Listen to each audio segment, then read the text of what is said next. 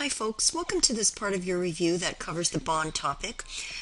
In this question, I guess maybe we should go back to it to make sure that you understand the data. And it says that on August the 1st, we have a bond that was sold or issued. It was $1.5 million. It's a 5-year bond, and the coupon is 12%. We know that the bond date, you can see that it's different from the issue date. It was issued on August the 1st, but it was dated February the 1st. It matures January 31st, 2017, okay, which is 5 years from the bond date. The yield is 10%. It pays interest semi-annually, and any premium or discount you calculate is being amortized under the effective interest method. So in the required, we not only want you to determine how much cash was received for the bond, we also want you to do a table, make an adjusting entry at December 31st, which is the year end. We specifically want it for 2012. We wanted you then to pay the regular interest that would happen on January 31st, and then record retirement with interest accrual once bonds are retired, and then the retirement entry to get rid of the bond. This is in Part E. And then what we wanted you to do is for the remaining investors, we wanted you to make the entry to pay them interest on July 31st for the investors that are still there. So you should have that question with you. So now let's go through the solution. To figure out how much merit received on this date, don't forget, if you go back to the question just quickly, you can see that interest would have been paid on July the 31st. The bond was dated February 1st, but it didn't get issued till August the 1st, so nobody got the first payment. This interest payment is July 31st. The bond didn't get issued until August the 1st. So you had to make sure that even though it was a 5-year bond with 2 payments a year, you might be tempted to use n equals 10 in your present value calculation to calculate the cash proceeds. But you can't do that because this interest payment was missed. So you had to use n equals 9. So this is what I tried to explain to you here. Use n equals 9 because one interest payment, that would have been the July 31st one in the year that it was issued, that would have slipped by. So with the other data, we know that our future value is $1.5 million. That's how much the investors will get back at maturity, which is the face value of the bond. When we calculate our semi-annual interest payment, we know it on $1.5 million, we know that it was a 12% coupon. And because interest was paid twice a year, every time they get interest, they'll get a $90,000 payment. We know that the yield was 10%, and again, using n equals 9, we're going to compute a PV of $1,606,617.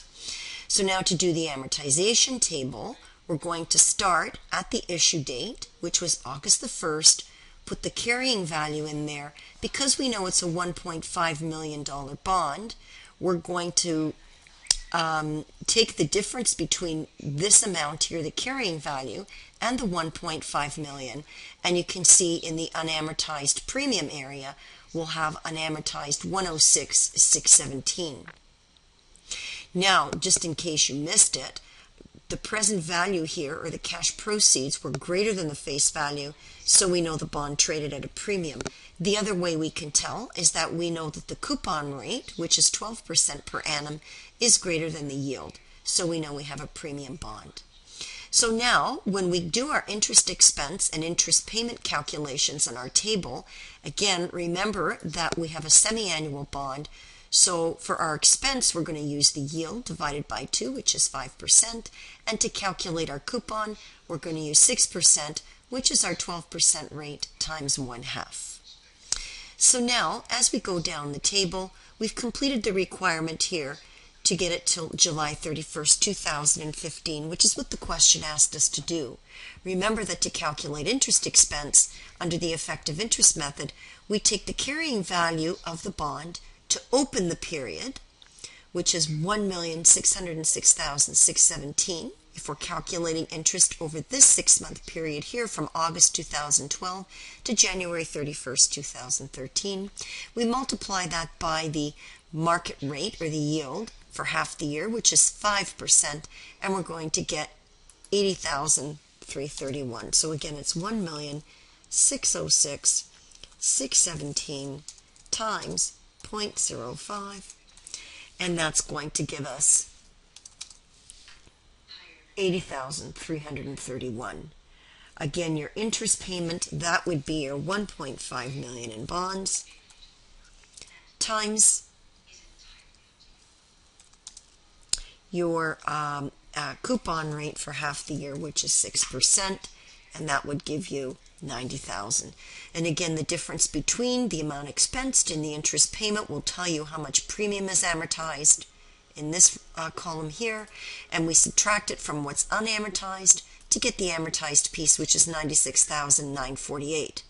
So when we add this to our 1.5 million in face value, you can see the bond has a carrying value which is getting closer and closer to 1.5 million, which is the face value, which is what should happen, and it's falling from 1,606,617 to 1,596,948.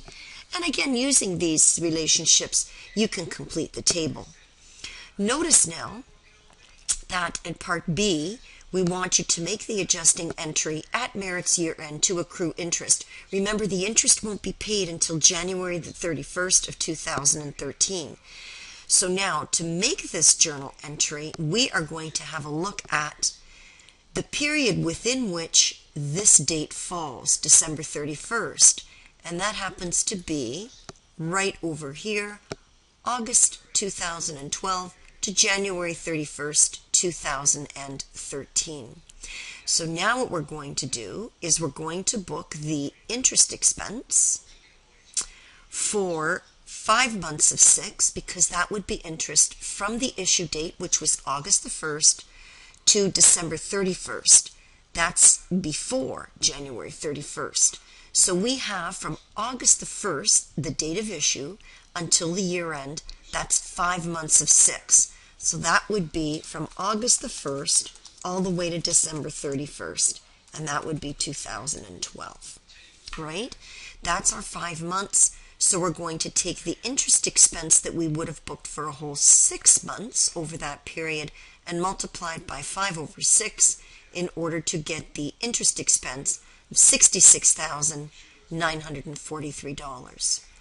If we just scroll back up for a moment, we can see that the amount of premium that we amortized is $9,669. But again, that is for one 6-month period. We only want it for 5 of 6 months. So we're going to debit to reduce the premium by $8,057. Don't forget, when you set up a premium is credit, right? It's a normal credit balance. So when you amortize it or reduce it, it's a debit. Now we'll have to calculate how much interest payable we accrue. Well, we know it would be $90,000 for 6 months, but for 5 months of 6, we'll accrue $75,000. Now all we need to do in Part C is to prepare the journal entry to record the interest payment. Well, again, you'll remember that we accrued interest at December 31st of $75,000. We're going to make a $90,000 payment, which is our 6-month payment for interest. So when we make that 6-month payment, we're reducing our interest liability by the amount we set it up at, which was $75,000 at the end of December. But don't forget, we still have 1 month of interest expense to book and 1 month of premium to amortize. Well, again, we know that the premium that was amortized for the entire 6-month period was $96.69, but we've only amortized 5 months of that at December 31st. We have to amortize the other 1 month at January 31st, and that's $16.12. Your interest expense, again, we had $80,331 for the full 6 months. We need to amortize only 1 month of that for the month of January, and that's going to give us $13,388. Now, the next thing that happens here is that Merit decided that they were going to retire 40% of the bonds at a call price of 98 plus accrued interest. That's on July the 1st, 2012. So what we want to do is we want to make the entry to accrue interest on July the 1st to be paid on retirement, and then we want to make the entry to retire the bonds. So now what we will do is we'll first make the entry to accrue the interest. Now,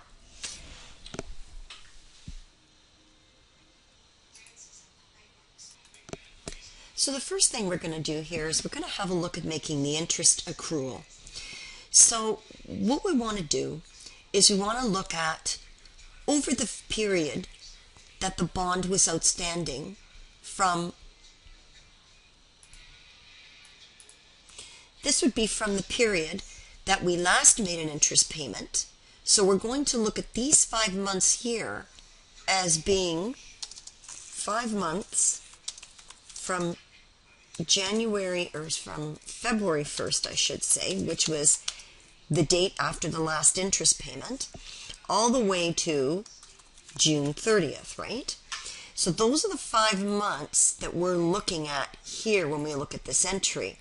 So if we go back to our table, so I decided I would find the table in the question. Your period that within which you're going to retire the bond falls in here, right? You're retiring July the 1st, which is in this period. So what we want to do is, in order to accrue the interest that we're going to pay out when we retire the bond, we want to take 5 months of this interest expense. This would be from February 1st all the way to July the 1st or June 30th, which takes us 5 months into the period, into the 6-month period. So that's why here I have 5 months. I'm going from February 1st to June the 30th. So I'm looking for the amount of interest expense that would have been recorded from February the 1st all the way to the end of July, had we still had the bond. And that would be $77,659.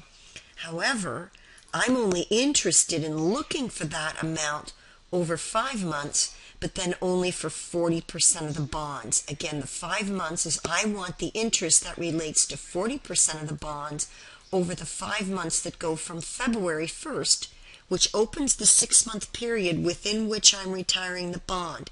It opens the 6-month period within which I'm retiring the bond, because I'm retiring 40% of it on July 1st. So this is my period, right?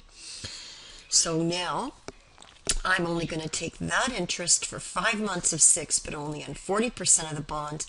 So I'm going to book $25,886 in interest expense. Similarly with the premium, I'm only going to amortize premium on the bond. So I would have amortized in that period. I would have amortized $12,341. But that's for all the bonds for 6 months. I want it for 5 months of the bonds at 40% of them, which is $41.14. And then I'm going to credit my interest payable for the 5 months that go from February to June 30th, and then multiply it by 40%, because I'm only going to pay investors who are retiring, or who are allowing me to buy back their bonds at $30,000. Now to retire the bond, here's where I have to do a little bit of work. I'm retiring, of the $1.5 million in bonds, I'm retiring 40%. So this number here is really your $1.5 million times 40%, right? Now, how much premium am I going to amortize? Let's fill that in, all right, once we fill in some of the one more obvious number. We know the amount of interest that we're going to pay out. How do we know it? Because it's the amount we accrued up here at June 30th. We're paying it out the next day, so that means we're going to reduce our interest payable. We said that the amount of cash we're going to have to pay out when we retire the bonds is, on that $600,000, we're retiring them at 98% of the face value. So we're retiring face value of $600,000 at 98, and then we're also paying out the interest, so that's $618. So now, before we know whether or not we have a gain or a loss, and we know from the solution it's a gain, let's figure out what the premium is, because we need to figure out how much premium we amortize during the period. Okay? And once we know how much that is, the gain or loss, in this case a gain, will be plugged. So, the way I suggest you do it here, and there's a couple of different ways you can do it, is you can do a T account. I notice that some of you do like the T account, so I'm going to start with that. We know that on 1.5 million in bonds, we're retiring 40% of them. So on those 1.5 million in bonds, we had a premium of 106,617. So when we retire 40%, we would be amortizing or getting rid of premium of 42,647 on the bonds. This is actually calculated as 106,617 times 42,000 or times 40%. That's going to give you 42,647. So again, when I calculated that, this is equal to 106,617. Oh, you can't see that. Anyway, let me see how else I can do this. I'll have to go in here and get rid of that. That'll do it. This amount here that I have in here, 42,647, is 106,617 times 40%, because I'm retiring 40% of the bonds. So that's going to give me this 42,647. But what I want to do, or what I want to figure out, is how did this amortized premium get allocated? Some of it's already been amortized on the bond. So we got to figure out how much of this 42,647 was already amortized, so that I know how much to plug in here for the amount of premium I'm going to amortize at the date I retire. So let's figure that out. Well, I already know of this 42,647, I know two things. If I go back to my table in my question, I know that I already have unamortized premium from the day I issued the bond all the way down to the end of January 2015. That's the end of the period before I'm retiring the bond. The difference between what was unamortized here at 106,617 and what's unamortized here must be the total of what I've amortized on the entire bond so far. And if I do that calculation, as I did over here in the solution, I already know that 40% of what I would have already amortized relates to 40% of the 1.5 million, right? So that would be $21,371 of this 42,647 is already amortized. Again, how I know that is I know that I would have amortized the difference between 106,617, which was unamortized at the beginning when I issued the bond, and what's unamortized at the end of the period before I'm retiring the bonds. So up to January 31st, 2015. The difference between these amounts is going to give me the amount of the premium that I've already amortized. But I only want it for the 40% that I've amortized. This is on all the bonds, this difference. I only want it for the 40% I'm amortizing to figure out how I'm going to allocate this premium that I've amortized on the 40% of the bonds that I'm amortizing. So there's $21,371. We already amortized from January 31st, 2015, i.e. February 1st, to June the 30th, which is up to the date of the retirement, $41.14. So now what's left I can plug. I know of this $42,647, I've already amortized $21,371, $41.14, which I did right up here. So I know that I can plug for $17,162 in order to get to $42,647 in order to plug in here and calculate this premium. So all I'm saying here is that this green item here, what I'm going to plug, is what's left to be amortized on the bonds to be retired when they are retired, right? So I've already amortized $21,371.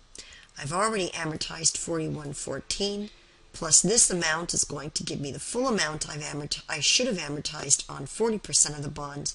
So that will tell me to shore it up to this amount. I need to amortize at retirement when the bonds are coming off the books, $17,162. So therefore, when I get that number in here, then I know I'm a little light on the credit side, so I'm going to credit for the gain. Now, the last part of the question asks me to calculate how much interest I'm going to pay out to investors who are still here on July the 31st. So how many are still there? Well, those people holding the other 60% of the bonds. So now if I want to book interest expense for the 6-month period that ends July 31st, I only want to book it for 60% of the bonds, because don't forget, those bondholders that are still there were there for the entire 6-month period, but only 60% of the bonds are being held by those bondholders, and I need to calculate interest expense at 60% of the full amount. So if I go back here again to my table, I can see at July the 31st, a full 6 months of interest expense would have been $77,659. But I only want 60% of that, right? Because by the time I get to July 31st, only 60% of the bonds are left. And the people who hold those 60% of the bonds, they've been there for the entire 6-month period, right? So I don't have to allocate over the 6-month period. I don't have to do a 5/6 calculation or a 1/6 calculation like I've been doing, because I'm only trying to find out the interest expense and the interest payment, as well as the amortized premium that I would make as an entry for my interest entry in order to satisfy the 60% of the bondholders that have been there for the entire 6-month period. So now when I go back to my solution, you can see I would book interest expense for the entire 6 months on 60% of the bonds that were in play for the entire 6 months of $46,595. The premium, this is premium for the entire 6 months on all the bonds. I want it for the entire 6 months on only 60% of the bonds. So I would amortize premium of $74.05, and you can see now I'm crediting cash because I'm making a payment. Well, the $90,000 would have been paid out to all of the investors for the entire 6-month period, but I want to pay it out for the entire 6-month period for only 60% of the investors, or on 60% of the bonds, and that would give me $54,000. So hopefully this has made things a little bit clearer for you. So this concludes our little video on our review question on bonds.